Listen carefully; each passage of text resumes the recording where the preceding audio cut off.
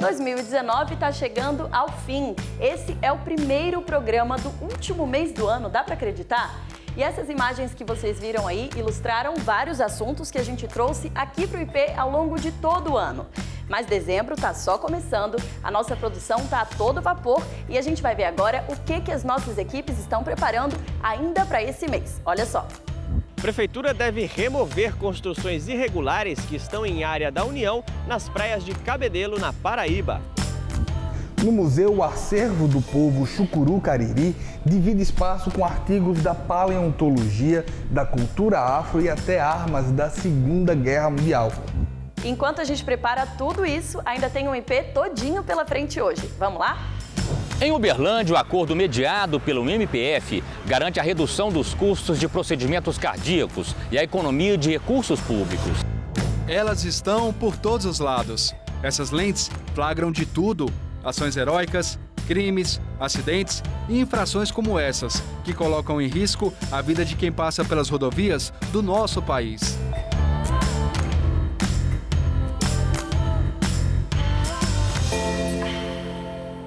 Você já tentou organizar os seus arquivos para ficar mais fácil encontrar alguma coisa quando precisasse? Essa é uma atitude simples, mas que pode facilitar muito a nossa vida. Imagina agora a importância disso dentro de um museu. Olha só. O MACS, Museu de Arqueologia de Xingó, é mantido pela Universidade Federal de Sergipe. O espaço conta com um rico acervo que faz a integração entre o passado e o presente. Os registros rupestres chamam a atenção. Eles são considerados como a primeira expressão artística do homem na história. Entre esqueletos humanos, ferramentas confeccionadas em pedra, panelas e artefatos de cerâmica, os visitantes fazem uma viagem no tempo.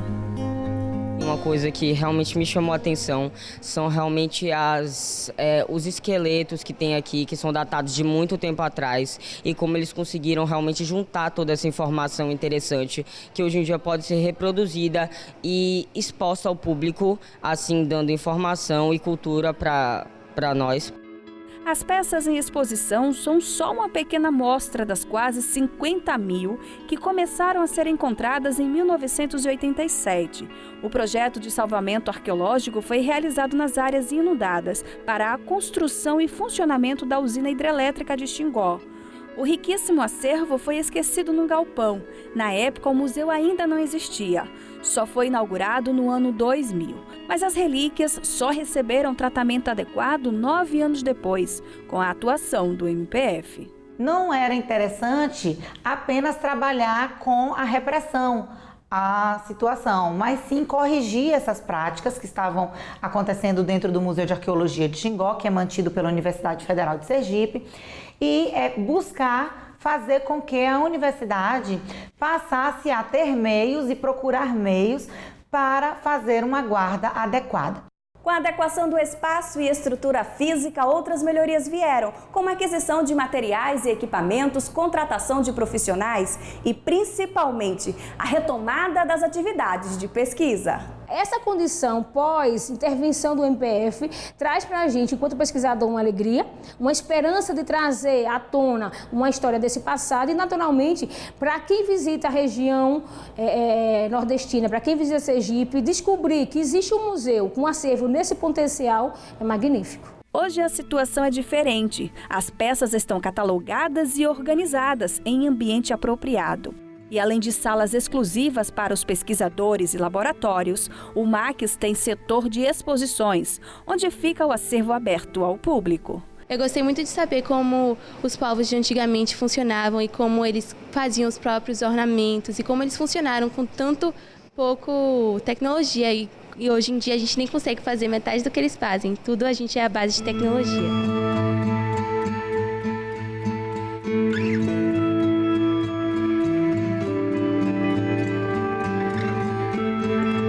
Sai daí não, que o interesse público está só começando.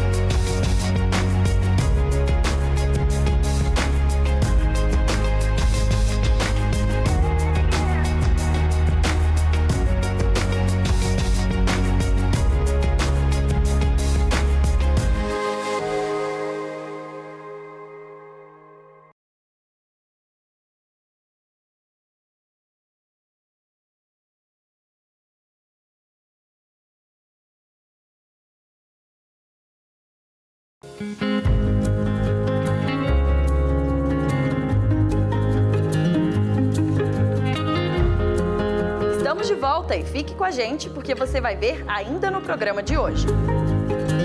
Uma norma do Conselho Federal de Medicina permite intervenções em gestantes sem que elas concordem. O que você acha disso? Eu encontrei uma médica que realmente foi minha parceira, que ela conversou comigo, me explicou muito sobre as opções que eu teria durante a gestação e também no momento do parto.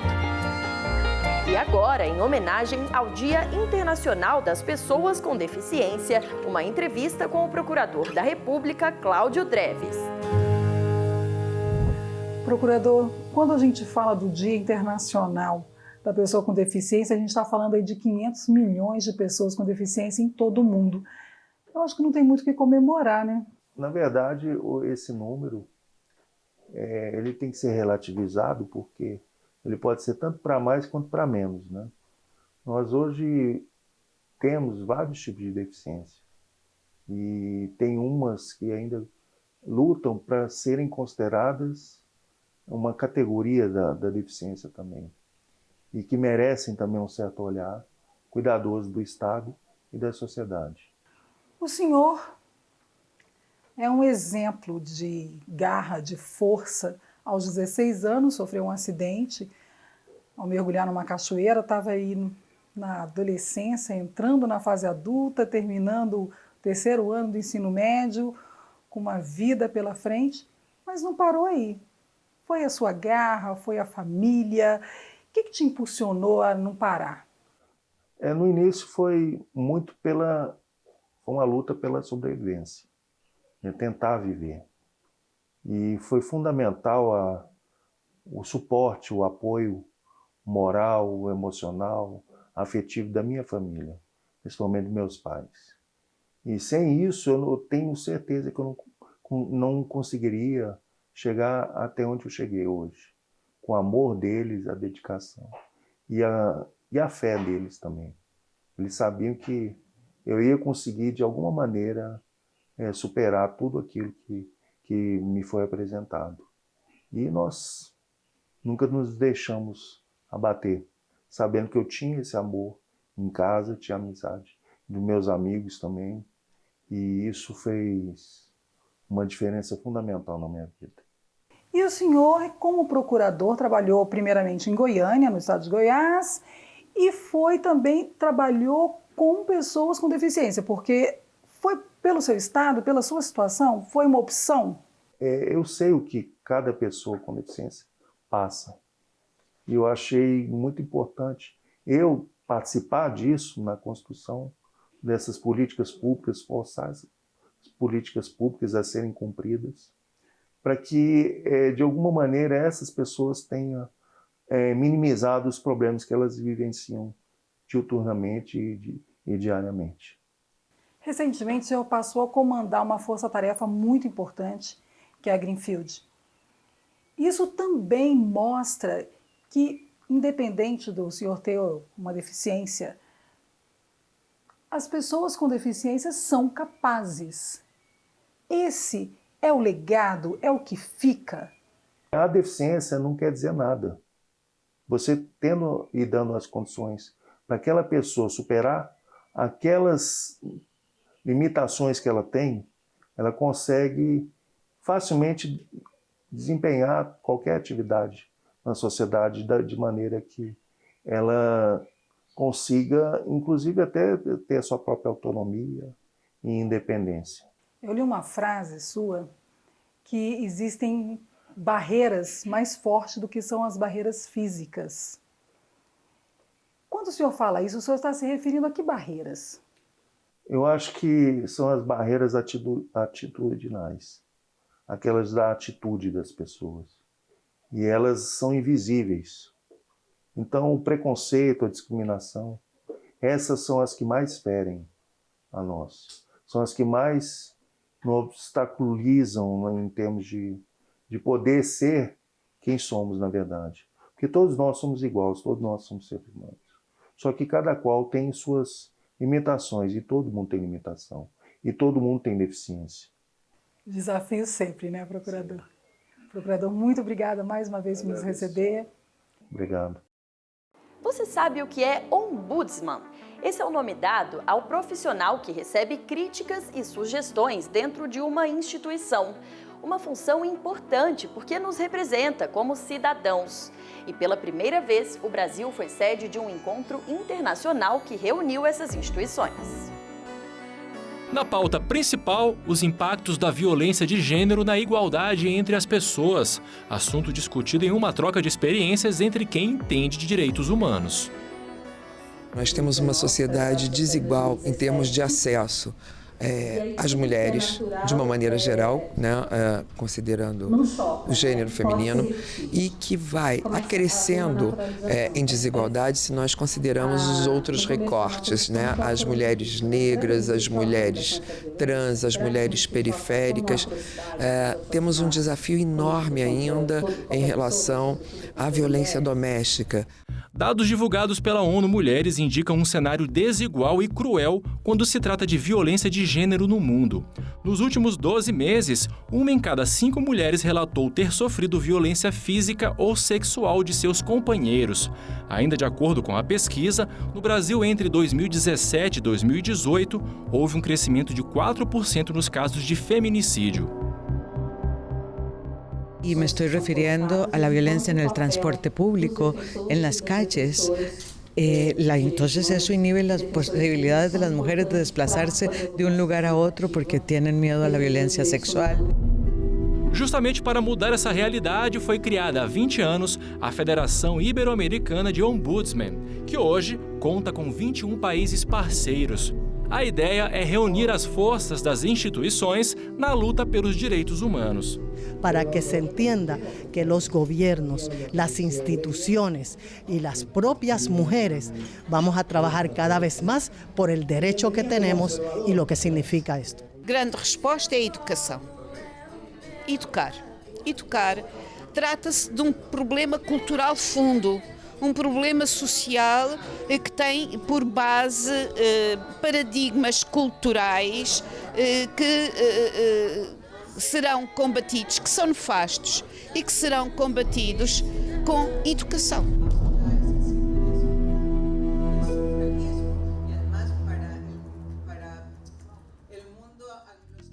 É lei e direito, mas nem sempre as cotas para candidatos negros são respeitadas em concursos públicos. Foi o que aconteceu na última seleção da Polícia Rodoviária Federal. A Madeleine vai contar pra gente essa história.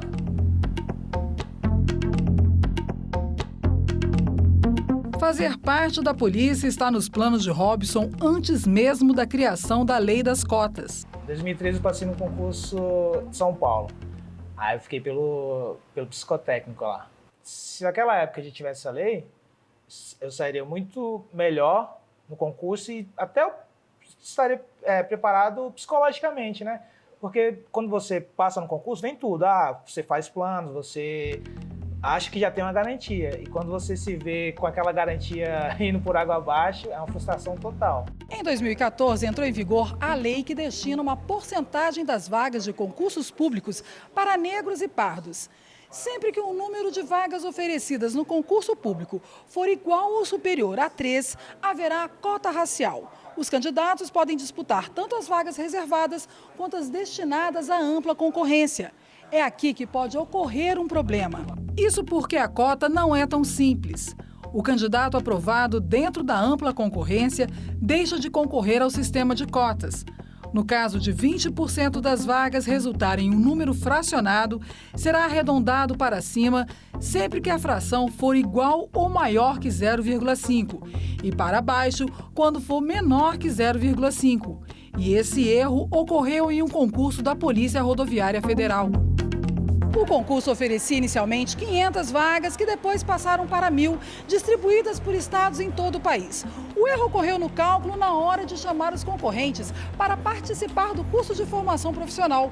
Com isso, 20% das vagas reservadas para cotistas não foram totalmente preenchidas e 40 pessoas deixaram de ser convocadas. Nós pedimos que a Justiça determinasse a convocação imediata dos 40 candidatos negros que deixaram de ser convocados para realizarem desde já o curso de formação, aproveitar o curso de formação que está sendo realizado, mas infelizmente a Justiça optou por ouvir primeiro a União, até pela complexidade do caso, né?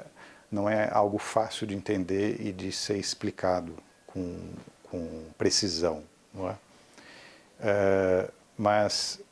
E também pedimos que os candidatos, assim que decidirem os candidatos, seja realizado um curso de formação para esses 40 candidatos, preservando-se, ou melhor, a Justiça determinando à União que seja mantida a antiguidade desses 40 candidatos negros, caso eles tivessem sido convocados corretamente antes do início desse curso de formação.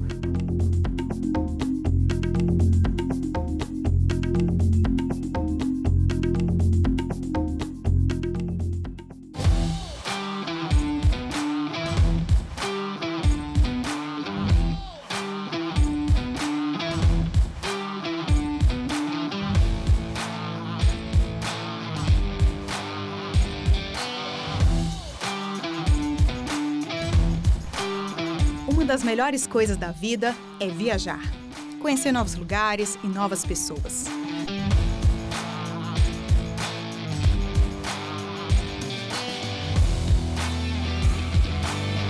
Mas antes de colocar o pé na estrada ou no avião, é preciso estar com os documentos em dia, principalmente o passaporte, se for para fora do país. A taxa cobrada pelo documento atualmente é de R$ 257, mas é bom ficar de olho, porque em alguns lugares, como em Santo Ângelo, no Rio Grande do Sul, o valor cobrado pela emissão do documento era mais caro. Situação considerada um absurdo pelo Ministério Público Federal, que instaurou um inquérito civil. Quer mais informações como essa? Acesse facebook.com/mpfederal.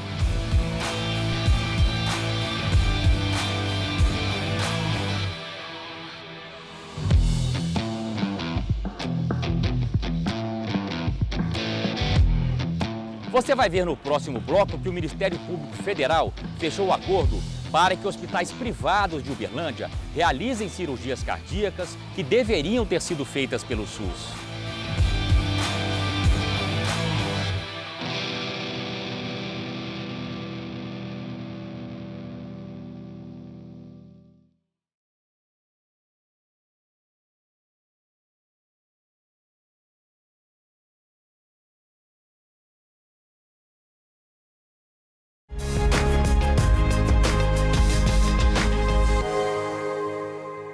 Mais uma vez, questão de saúde pública em Uberlândia. Não fosse o MPF ter entrado em cena, dezenas de pessoas continuariam aguardando, sabe-se lá por quanto tempo, na lista de espera para cirurgias cardíacas pelo SUS. Vamos ver. A angústia é grande e a espera é longa. Os familiares do seu Eurípides se revezam para acompanhar o estado do caminhoneiro aposentado. Após sofrer um infarto, ele aguarda transferência nessa unidade de saúde da Prefeitura de Uberlândia, no Triângulo Mineiro. A demora impede a realização de exames importantes e coloca em risco a vida dele. Quando a gente questiona com o AI, o que o pessoal do AI fala? Eles falam que foi feita a parte deles, né, e a gente acredita que sim. Só que não foi liberado ainda pelo Hospital de Clínicas a transferência, nem pela medicina, nem para a medicina. Então, assim, o AI aqui está esperando a liberação. Então, o Hospital de Clínicas ou a medicina, não sei, tem que se manifestar liberando ele sair para fazer o cateterismo. O Hospital de Clínicas da Universidade Federal da cidade é o único credenciado pelo Ministério da Saúde para realizar procedimentos cardíacos, mas não dá conta da demanda.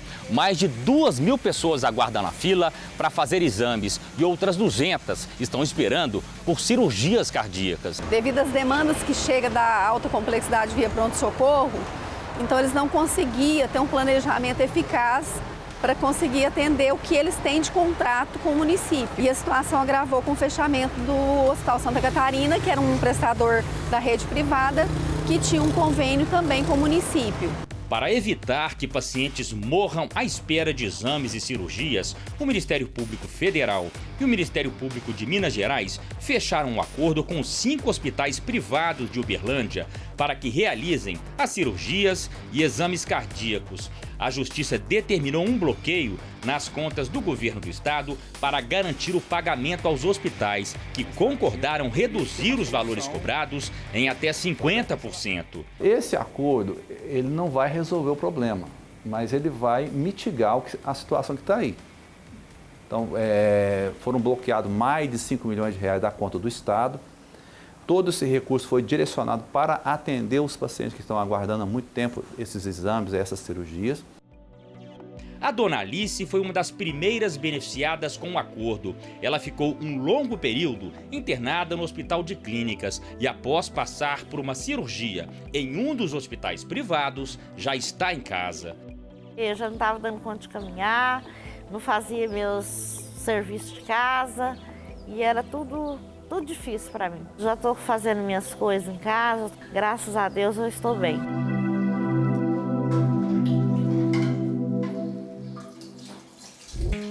A minha gestação e o meu parto foram momentos muito especiais e muito sensíveis na minha vida, assim como eu sei que é na vida também de muitas outras mulheres.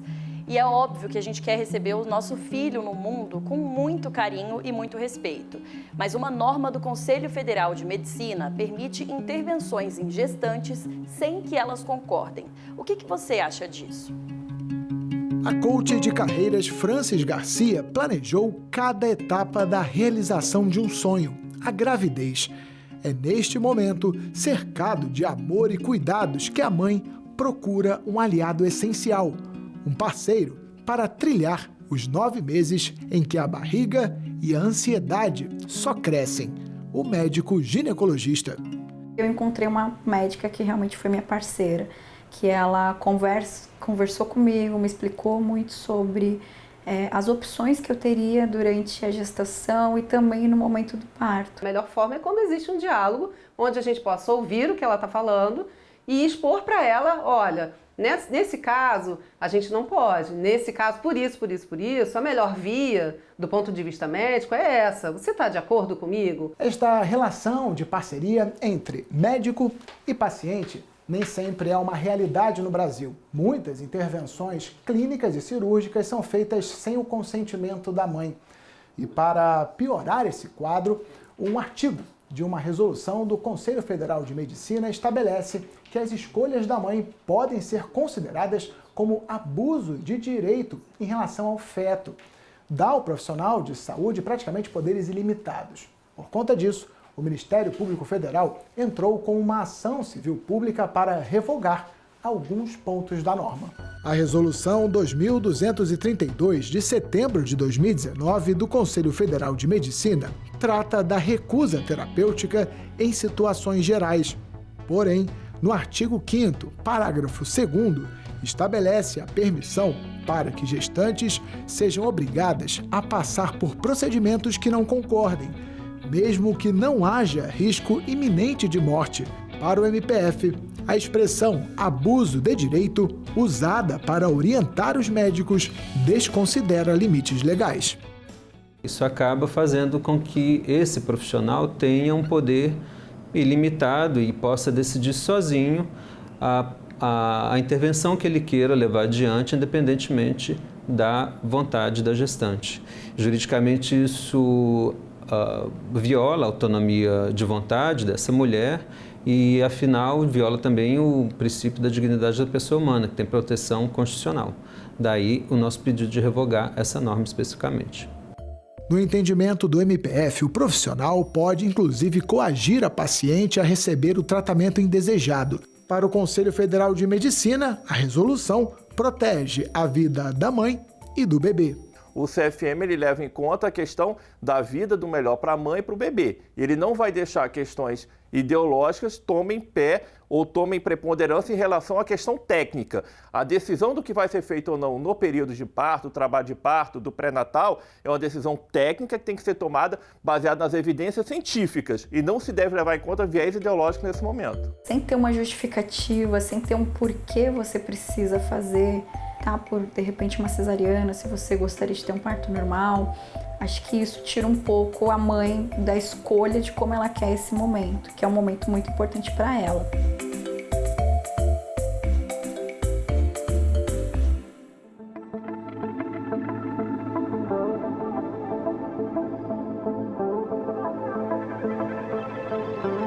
Elas estão por todos os lados. Essas lentes flagram de tudo: ações heróicas, crimes, acidentes e infrações como essas, que colocam em risco a vida de quem passa pelas rodovias do nosso país.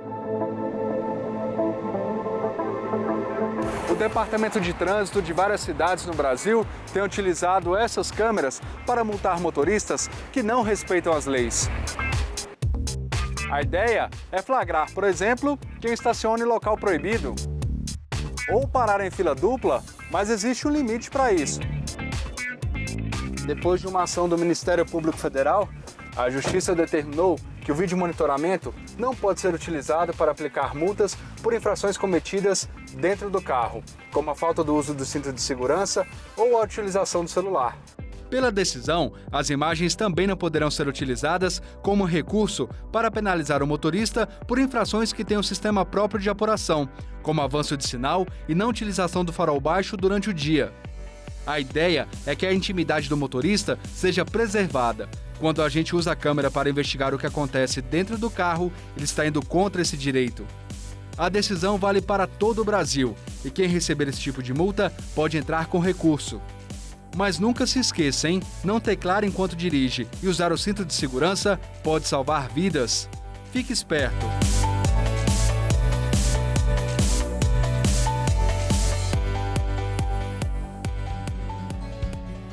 Semana que vem tem mais IP para você. Um beijo. Tchau, tchau.